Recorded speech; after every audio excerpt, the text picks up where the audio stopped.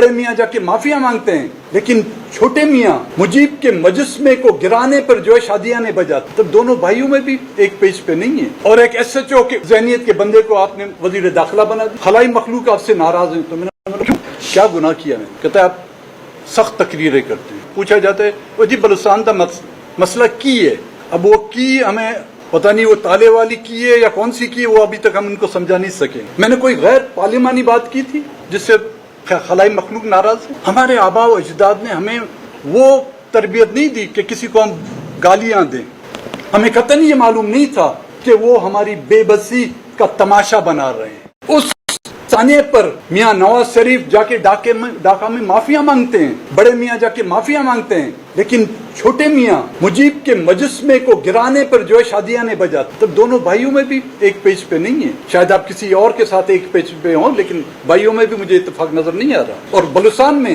ایک حوالدار ذہنیت کا کے بندے کو آپ نے بنا دیا، آپ لٹرلی اس کی باڈی لینگویج دیکھیں، آپ کو وہ پولیٹیشین نہیں لگے گا، ایس آئی کا حوالدار بیٹھا ہوا، اور ایک ایس ایچ او کی ذہنیت کے بندے کو آپ نے وزیر داخلہ بنا دیا کہ جی یہ سب جو ہے ایک ایس ایچ او کی مار ہے۔ جی مرکزی وہ تو بڑھ گیا جی، صوبے والا تو بڑھ گیا، ایس ایچ او کی مار ہے۔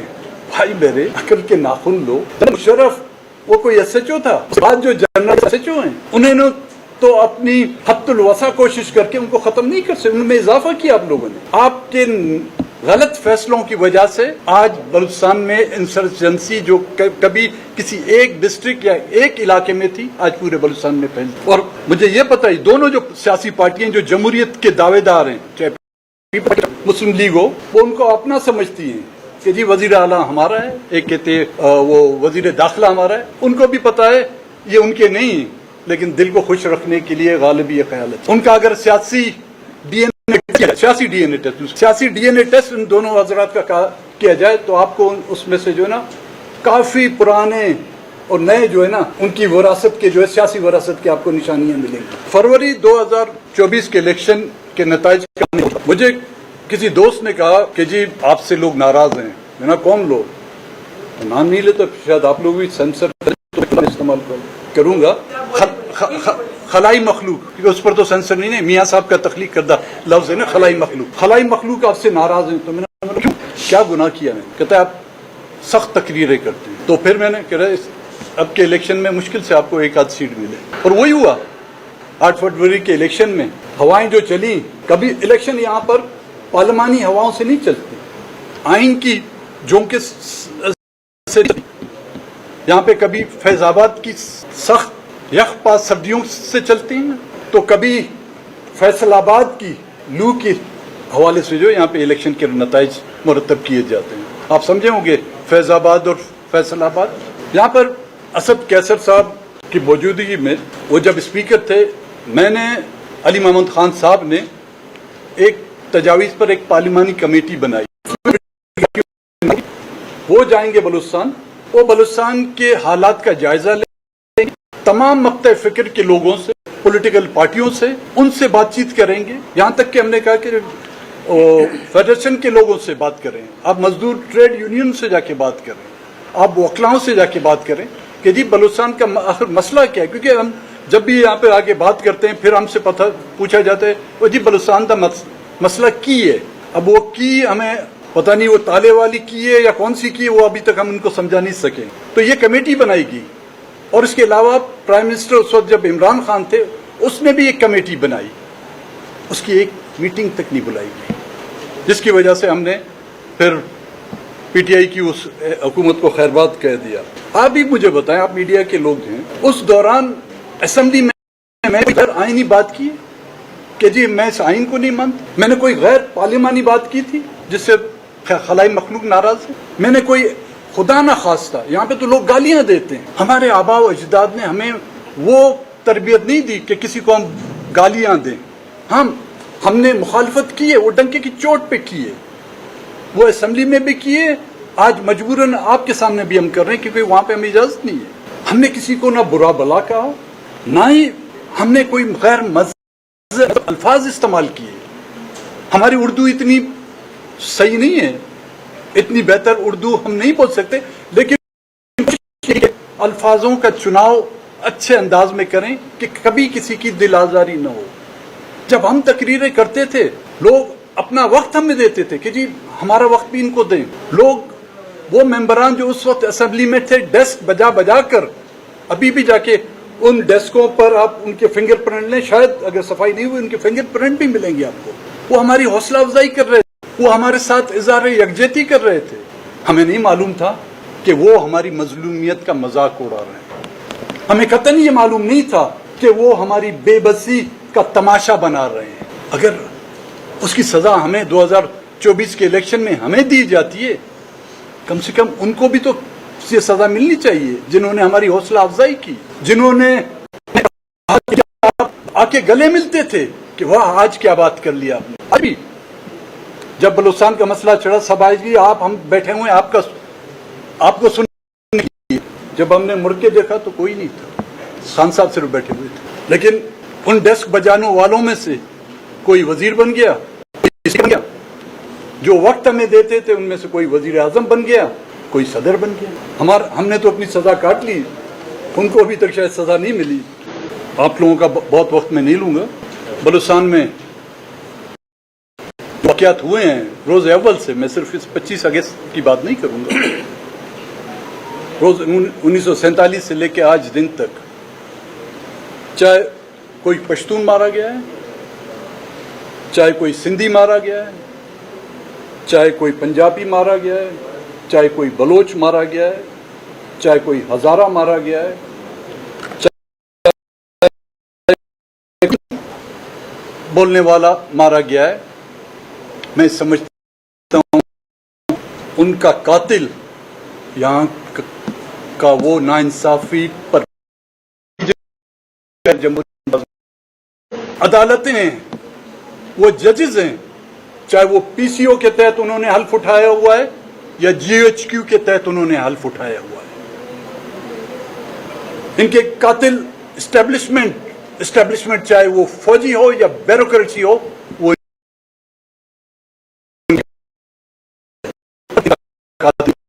बहा गया है। और सबसे बड़े कातिल उनके वो सियासतदान हैं जिन्होंने सियासत जैसे एक लफ्ज को कारोबार में तब्दील कर दिया। वो पॉलिटिकल पार्टियां हैं जिन्होंने एनआरओ को बेस बनाकर अपने मफाहमत का रास्ता इख्तियार करके अपने मफादात हासिल किए। वो इस मुल्क में बसने वाले हर बेगुनाह के कत्ल में जो उनके हाथ रंगे हुए हैं, वो तोता चश्म बन जाते हैं जो राह गुजरते हुए आपको नहीं पहचान पाए। और आज अजीब इत्तेफाक है, जिस शख्स ने मुझे कहा और उनकी बातें मैंने नहीं मानी, आज से 3 साल पहले 2 सितंबर को 2021 को मेरे वालिद मोहतरम इंतकाल कर गए। कल उनकी बरसी थी, मैं उनकी बरसी पर नहीं जा सकता।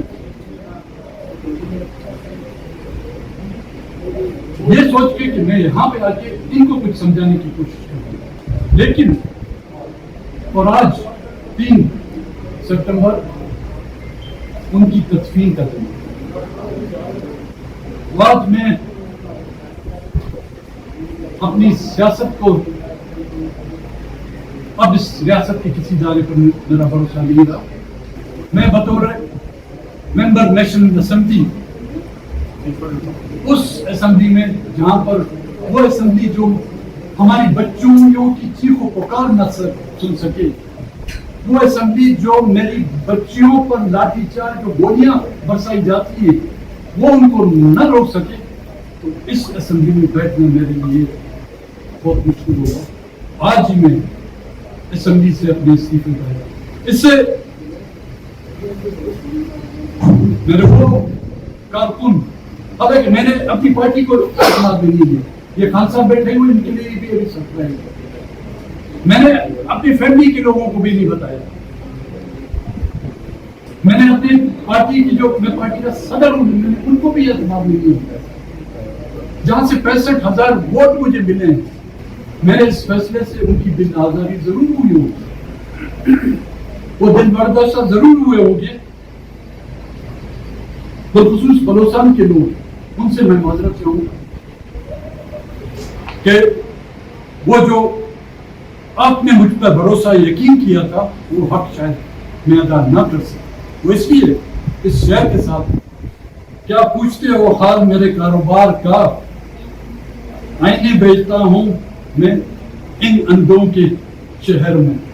बड़ी मालिश बलोच बैठा हुआ है और बलूचिस्तान जल रहा है, तो उसके बारे में क्या कहें? और इससे आप एक और ऐड कर लीजिएगा, दूसरे सियासतदानों को जो असेंबली में बैठे हैं उनको आज आप क्या पैगाम दें? देखें भाई, मैंने कहा कि मैंने नेशनल असेंबली से इस्तीफा दिया, जाके अपने इलाके में बैठेंगे, कोई खेती बाड़ी करेंगे, अगर किसी शहर में हुए तो कोई पकौड़े की दुकान खोल देंगे। आप लोग आए या कोई हमारे पार्लियामेंटेरियन आए, उनको तो तीखी मिर्ची के पकौड़े खिलाएंगे हम, अपनी दुकान से कोई नहीं खरीदेगा।